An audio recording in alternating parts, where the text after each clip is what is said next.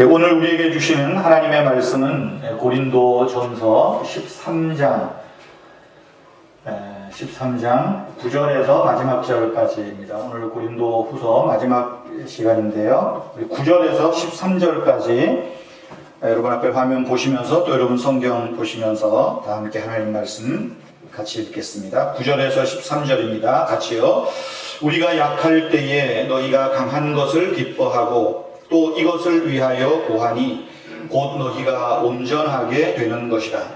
그러므로 내가 떠나 있을 때에 이렇게 쓰는 것은 대면할 때에 주께서 너희를 넘어뜨리려 하지 않고 세우게 하려 내게 주신 그 고난을 따라 엄하지 않게 하려 함이라. 마지막으로 바라노니 형제들아 기뻐하라. 온전하게 되며 위로를 받으며 마음을 같이하며 평안할지어다. 또 사랑과 평강의 하나님이 너희와 함께 계시리라. 거룩하게 입맞춤으로 서로 문안하라. 모든 성도가 너희에게 문안하느니라. 주 예수 그리스도의 은혜와 하나님의 사랑과 성령의 교통하심이 너희 무리와 함께 있을지어다. 아멘. 2021년 1월 둘째 주일부터 해서 오늘까지 중간에 다른 거 몇 번 한 적도 있지만 22번째 고린도후서 설교를 하면서 오늘 마치게 되었습니다. 오늘 설교 제목은 신앙의 실제 모습, 우리의 신앙의 실제적인 모습들에 대해서 말씀으로 함께 교훈을 얻고자 합니다.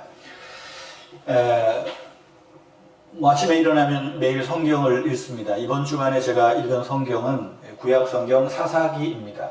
구약 한 권, 신약 한 권 이렇게 읽는데 개인적으로 사사기를 읽을 때마다 참 아리송할 때가 있어요. 우리가 익숙한 이야기도 많이 있지만 익숙한 걸 한 번 더 생각하면 참 어렵기도 하고 난해하기도 하다. 삼손부터 그런 갈등이 시작됩니다. 삼손이라는 사사는 통치자라는 말인데 이 사람은 일을 잘한 거야, 못한 거야. 여기서부터 이제 헷갈리기 시작하죠. 그 뒤에 나오는 미가라는 사람, 또 단 지파의 이야기, 에브라임 지파의 이야기, 또 어떤 레위 사람의 이야기, 이런 부분을 읽으면 참 헷갈립니다. 이런 얘기까지 사사기에 기록을 해서 나를 힘들게 하나. 참 그런 생각을 하면서 저도 성경을 읽습니다. 저도 성경 읽으면서 이해하지 못하는 것도 많고요. 그냥 막 건너뛰고 싶을 때도 많습니다. 그러다가 사사기 제일 마지막 부분에 와서 그래, 사사기는 다른 거 필요 없어. 이 말만 기억하면 돼. 그렇게 마음을 추스립니다. 제일 마지막 절이 이거예요. 그때에 이스라엘의 왕이 없으므로 사람이 각기 자기 소견에 옳은 대로 행했다. 사람이 각기 자기 소견에 옳은 대로 행하였다. 이 말씀은 저 옛날에 구약 시대의 사사기 시대의 이야기만이 아니라 오늘 우리 시대의 모습을 그대로 고발하려는 내용이 아닌가 싶습니다. 왕이 없으므로, 구약에 이스라엘의 왕이 없다. 여기에 왕이라고 하는 얘기는 사울이나 다윗을 이야기하는 게 아니죠. 하나님에 대한 하나의 비유적인 표현입니다. 오늘날에 우리에게 왕은 무엇입니까? 하나님이고 주 예수 그리스도이잖아요. 이스라엘이나 우리 신자들에게 있어서 왕이 없을 때, 아니 왕이 있어도 왕에 대하여 무덤덤해지면 우리는 내 소견이 옳은 대로 행할 수밖에 없다는 것입니다. 하나님 없는 삶은 자기 소견에 옳은 대로 행합니다. 사사기에서 말하는 게 그거예요. 사사를 세워도, 삼손을 세워도 자기 신념에 따라서 사는 겁니다. 하나님이 이렇게 구별하고 이렇게 살라고 하는 것은 전혀 신경 쓰지 않습니다.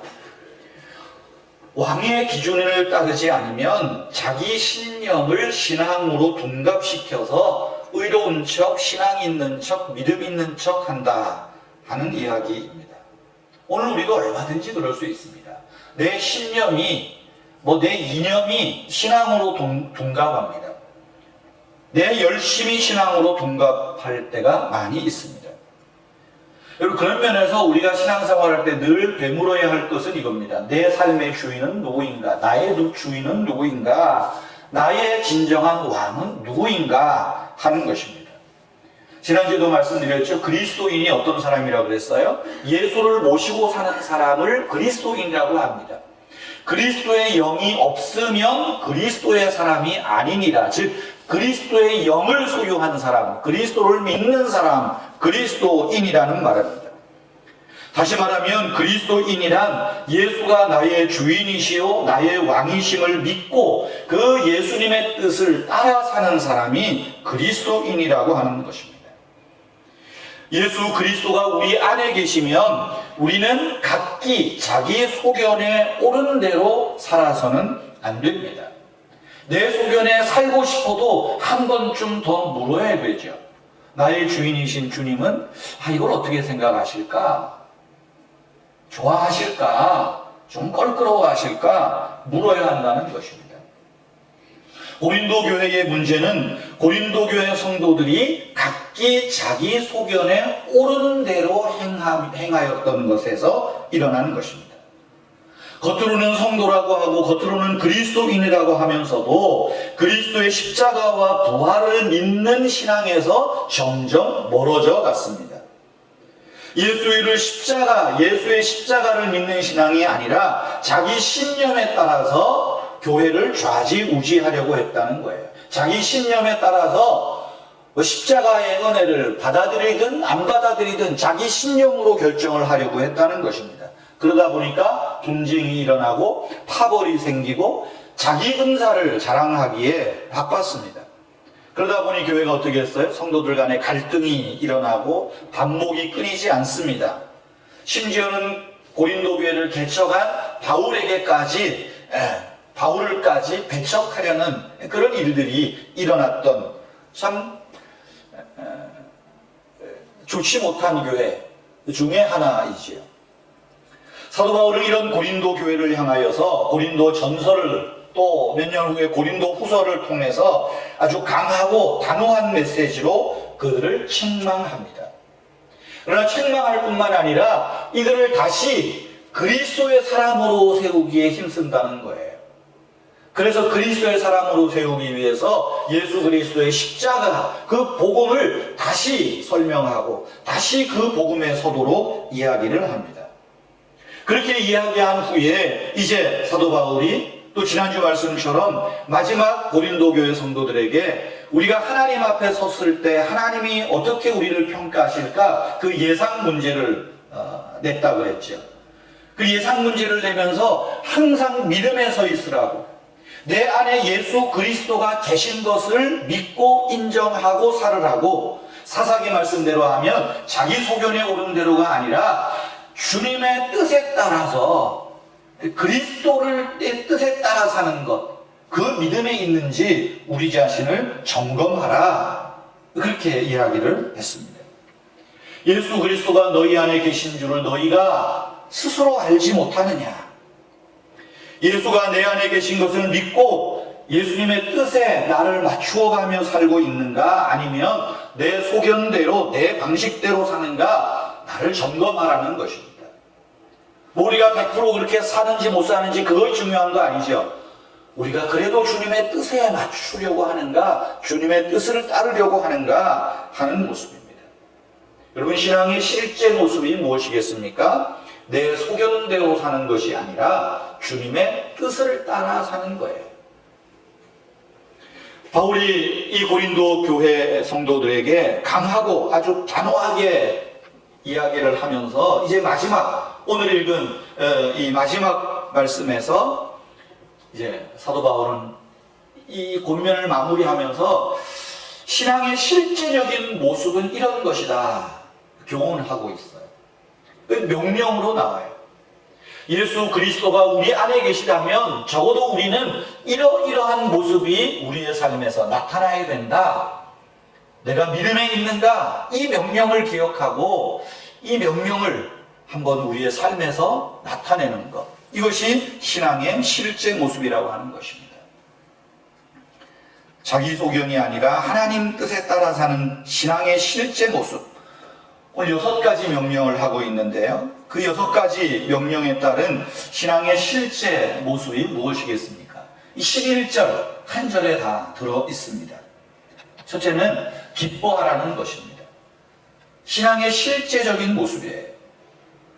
고린도 교인들이 사도 바울의 경고와 권고의 말씀에 귀를 기울인다면 그들의 삶에 찾아오는 어려움과 역경들을 그래도 인정하고 기쁘지는 않더라도 그 안에서 하나님 주시는 기쁨을 얻으려고 애를 쓸 것입니다.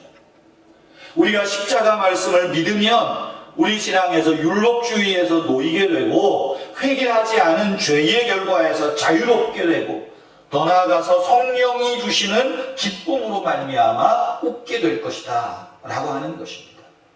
우리가 수요일에 짧게 그 하지성 교수의 이 우울증, 교회와 성도들의 신앙생활에 나타나는 우울증의 이야기를 강의를 짧게 듣고 있지만 우리가 신앙생활한다 그래서 항상 기쁘지는 않죠. 우리도 우울합니다. 슬픕니다. 답답합니다. 그러나 신앙을 가진 사람과 그렇지 않은 사람이 어떤 차이입니까?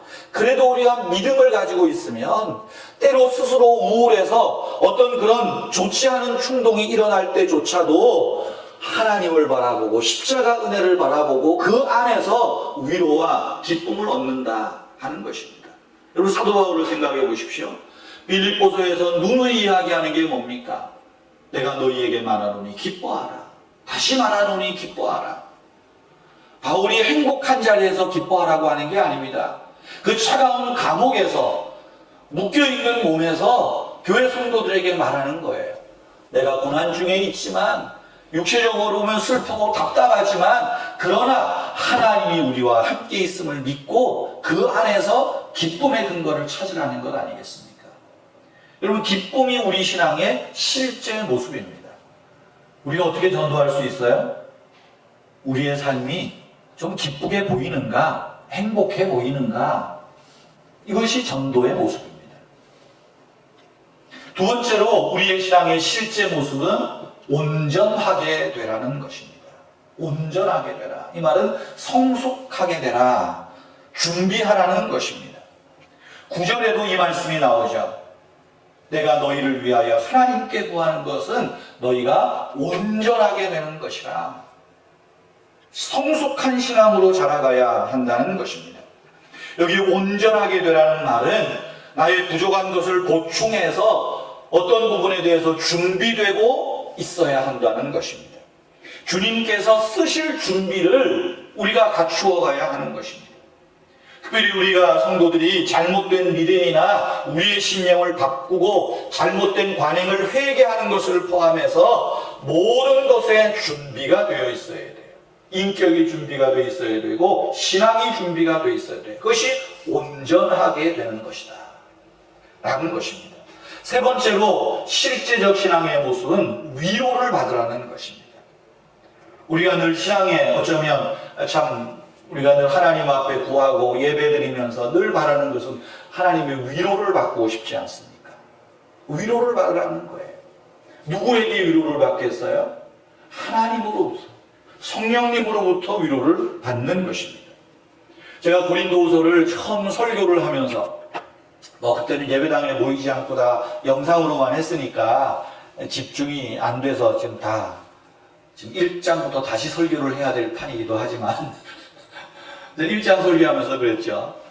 고린도후서의 전체 주제는 위로를 받고 위로하며 살라는 것입니다.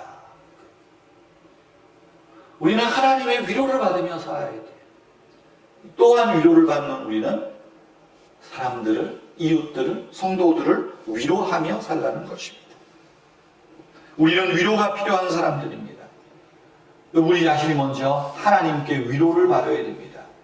또한 하나님께서 우리를 위로하실 때 어떤 방법으로 위로하십니까? 저와 여러분들을 통해서, 사람을 통해서 위로하신다는 거예요. 사람을 통해서. 우리가 하나님의 위로의 도구가 되어야 된다는 것입니다. 또 더 나아가서 여기 위로를 받으라는 말은 조금 필립 휴즈라고 하는 그 성경학자는, 그 주석가는 이렇게 해석을 했습니다. 여기에서 위로를 받으라는 말은 훈계를 받으라는 말이다.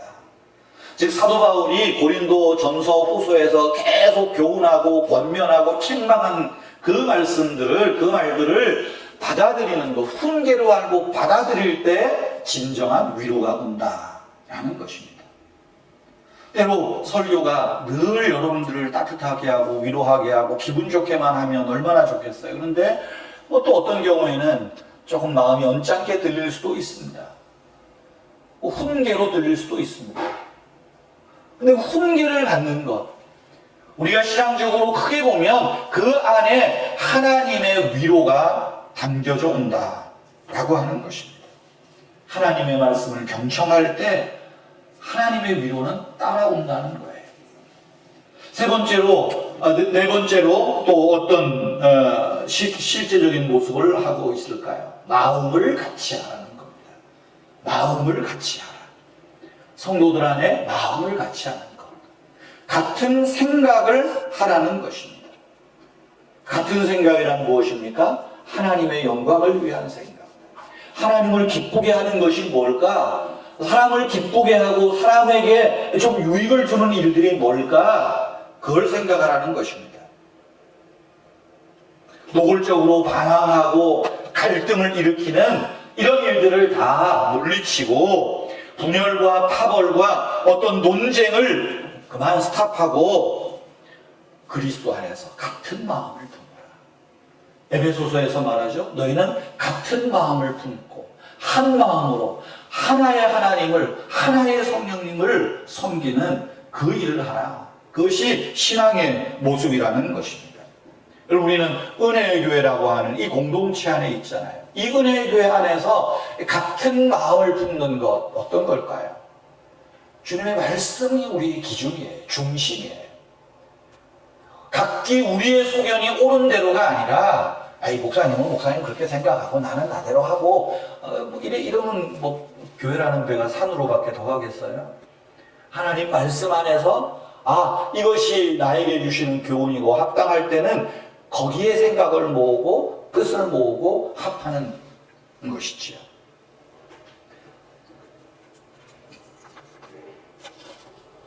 다섯 번째 신앙의 실제적인 교훈은 뭐겠습니까? 뒤에 있는 말씀대로 평안하라는 거예요. 평안하라. 평안하라. 평안은 사도 바울이 모든 성도들, 모든 교회를 향한 사도 바울의 목표였습니다. 어떻게 평안할 수 있을까요? 우리가 어떻게 평안을 지킬 수 있을까요? 우리가 싸울 일 별로 없지만 싸우지 않고 서로를 인정하는 거죠. 서로의 다름을, 차이를 인정하고 격려해주고 세워주는 것입니다. 성령이 하나 되게 하신 것을 힘써 지켜갈 때 거기에 평안함이 찾아오는 거예요. 마귀가 노리는 게 뭘까요?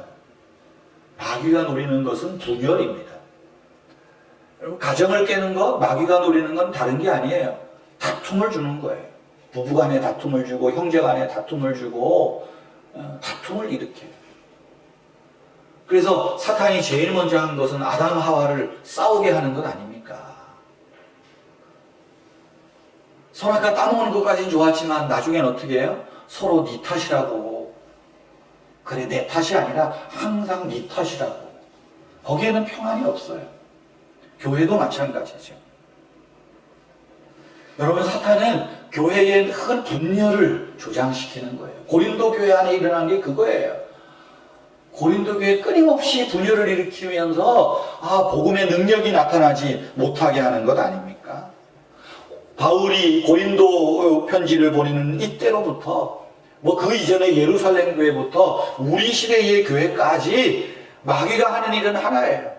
공동체 안에 늘 분열을 일으킨다는 거예요. 평화를 깨는 일입니다. 거기에 맞서서 사도 바울은 뭐라고 말합니까? 신앙의 실제적인 모습은 싸우지 않는 거라고. 부부싸움 할 수 있지만 그래도 평안을 지키는 거라고 이야기하는 거죠. 우리 모든 성도들은 교회의 몸된 지체와 평화로운 관계를 유지하기 위해 노력해야 한다는 것입니다. 마지막 여섯 번째 신앙의 실제적인 모습은 거룩하게 입맞춤으로 서로 무난하라는 거예요. 여기 또 거룩하게 입맞춤으로를 문자대로 받아들여가지고 나갈 때 그냥 뭐 촉촉하라는 게 아닙니다. 뭐 요즘도 뭐 유럽 가면 이렇게 사람들이 볼 키스를 하죠. 제일 난감한 게 뭐 우리 처제도 이제 지금 스페인에 가서 산 지가 20년이 넘으니까 뭐 어쩌다가 오거나 만나면 아 형부 일로 오세요 그래갖고 볼터치를 해요. 속으로 오늘 밤에 남자한테 또 혼나는 거 아니야? 아 여기선 다 그래. 볼터치를 합니다. 볼터치 할 때도 볼만 되지 않고요. 입으로 그러더라고요. 아마 이때 당시 그런 것 같아요. 우리나라에서 괜히 뭐 따라한다고 그렇다가는 아마 당장에 뭐 교회 사단 나겠죠. 여기서는 우리가 문자적으로 적응할 필요는 없습니다. 여기 거룩하게 입맞춤, 거룩한 입맞춤이라는 것은 위로의 포옹이고요. 실망하고 아프고 낙심한 사람의 어깨를 감싸주는 일이고 등을 토닥여주는 그런 일입니다. 성도의 교제예요. 여기에 위로가 있는 것이죠. 우리의 애정을 표현하고 또한 감사를 표현하고 또한 내가 정말 어떤 마음의 위로든 물질의 위로든 실제적인 필요들을 공급하는 하나의 선물의 형태를 이야기하는 것입니다. 거룩하게 입맞춤으로 서로 무난하라는 말은 뭡니까? 사랑을 그저 느끼거나 말로만 할 것이 아니라 서로에 대한 필요를 알고 서로 채워주라는 거예요.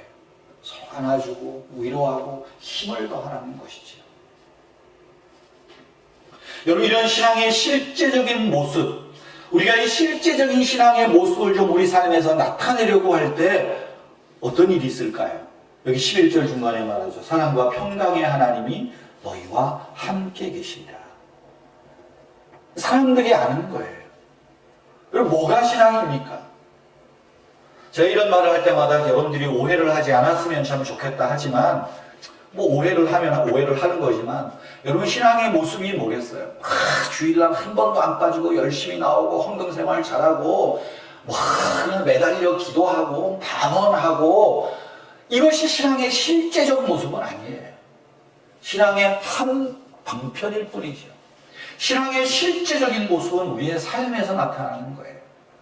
그래서 사도 바울이 갈라디아서 5장에서 성령의 열매를 이야기할 때도 뭡니까? 사랑과 희락과 화평과 오래 참음과 자비와 양선과 충성과 온유와 절제라는 것은 우리의 관계 속에서, 신앙의 관계 속에서, 사람들과의 관계 속에서 나타나는 모습이라는 거예요.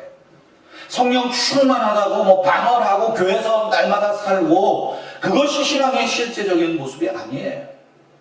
교회에서 열심히 성경 공부하고 훈련하고 뭐 조그만 교회 오면은요 사실은 뭐 훈련하고 싶어도 맨 그 사람이 훈련 어느 정도 하면요 뭐 특별히 더 이상 또 해도요 뭐 어느 정도 하면 오지도 않고요.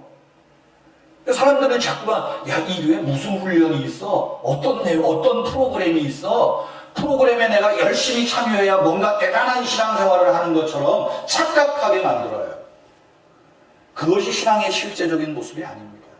성경을 많이 알고 아무리 기도하고 아무리 열심히 내가 교회 생활을 해도 여기에 6가지 내가 기쁨이 없고 내가 성숙해지지도 않고 위로받을 줄도 모르고 이기적으로 살고 그저 나 오른 대로 평안도 모르고 누군가를 위로할 줄도 모르고 사는 거는요 신앙인이라고 말할 수 없어요.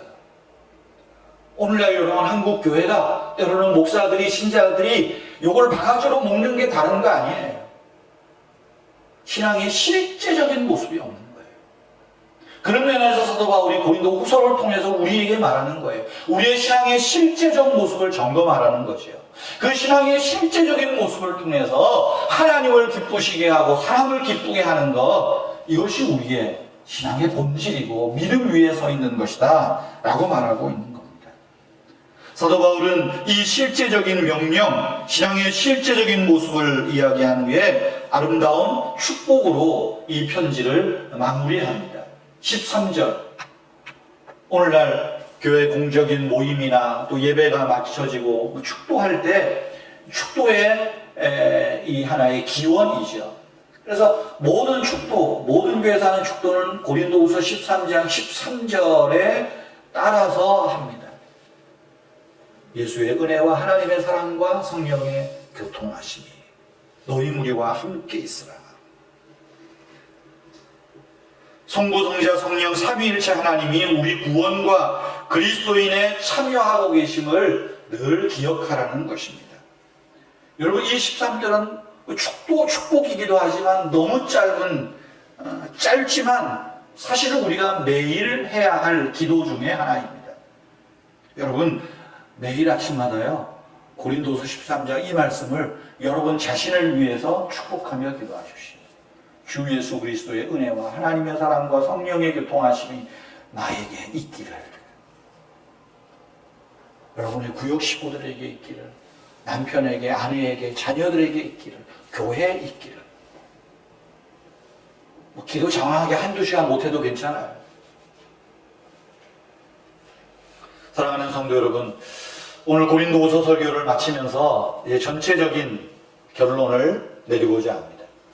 고린도후서 전체의 교훈을 우리가 적용하는데 이 두 가지를 꼭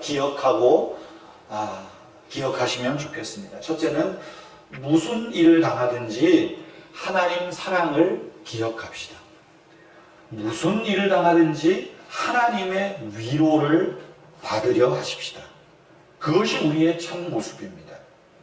하나님은 저와 여러분의 죄와 죽음, 절망에서 구원하시기 위하여 당신의 아들을 주실 만큼 우리를 깊이 사랑하셨습니다.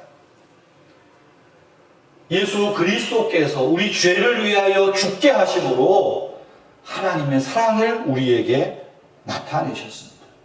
그리고 그 사랑이 지금도 계속 우리 안에서 역사하심을 알게 하시려고 하나님의 영, 성령을 우리에게 주셔서 그 성령 안에서 우리가 교제를 누리고 있다는 것입니다.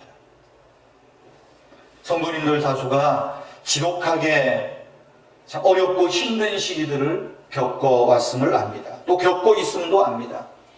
그러나 하나님께서 그 모든 과정에서 우리와 함께 하심을 믿으십시오. 하나님의 사랑이 우리와 함께 하셨습니다. 이 중요한 사실들을 절대 잊지 마십시오. 우리가 하나님의 사랑을 기억한다면 그 실제적인 신앙의 6가지의 모습들을 그래도 좀 흔적을 보이고 나타낼 수 있지 않겠습니까? 우리가 실험하고 있는 그 문제 한가운데서도 하나님이 우리와 함께하고 계신다. 그것이 하나님의 사랑이라는 것입니다. 두 번째로는 우리가 어디에 있든지 하나님의 사랑을 보여주십시오. 다시 말하면 하나님의 위로를 받는 게 하나님 사랑 아닙니까? 그 위로와 사랑을 받았다면 이제 우리가 하나님의 사랑과 위로를 나타내고 보여주고 베풀어야 한다는 것입니다. 사도 바울이 고린도 교인들 생각하면 얼마나 괘씸하고 그랬겠어요. 그러나 그들에게 하나님 사랑으로 대하는 겁니다. 하나님 사랑이 아니면 고린도 전서 후서가 나올 수 없죠. 포기하지 않는 그 사랑에 붙들려서 지금 그들을 향한 위로의 메시지고 사랑의 메시지입니다.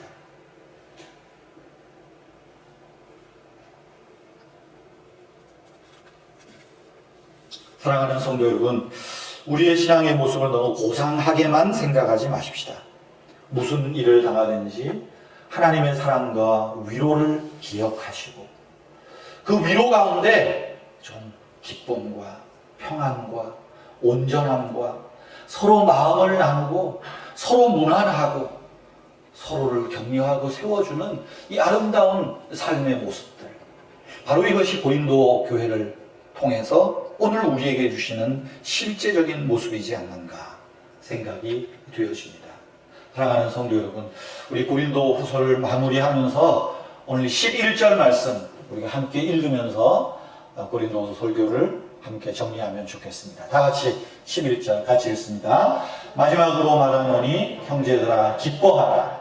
온전하게 되며 위로를 받으며 마음을 같이하며 평안할지어다. 또 사랑과 평강의 하나님이 너희와 함께 계시리라. 거룩하게 입맞춤으로 서로 문안하라. 아멘. 우리 찬송 다 같이 하겠습니다. 325장입니다. 예수가 함께 계시니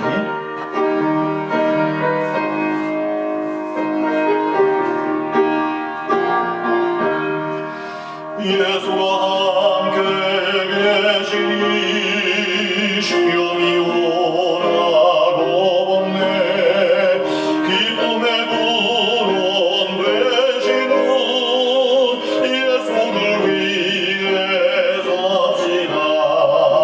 날마다 주를 섬기며 언제나 주를 기리고 그 사랑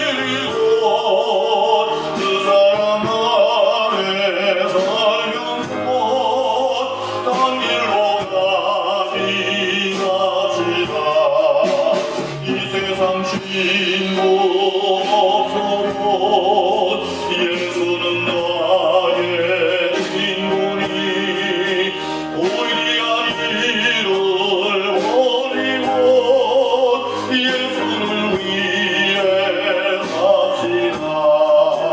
날마다 주를 섬기고 언제나 주를 기리고 그 사랑 안에 살면서 먼 길로 가지 맙시다.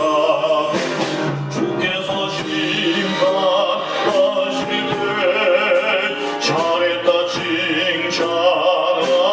칭찬하리니 이러한 삶도 바꾸고 예수를 위해 삽시다. 날마다 주를 섬기며 언제나 주를 기리고 그 사랑 안에 살면서 딴 길로 가지 맙시다.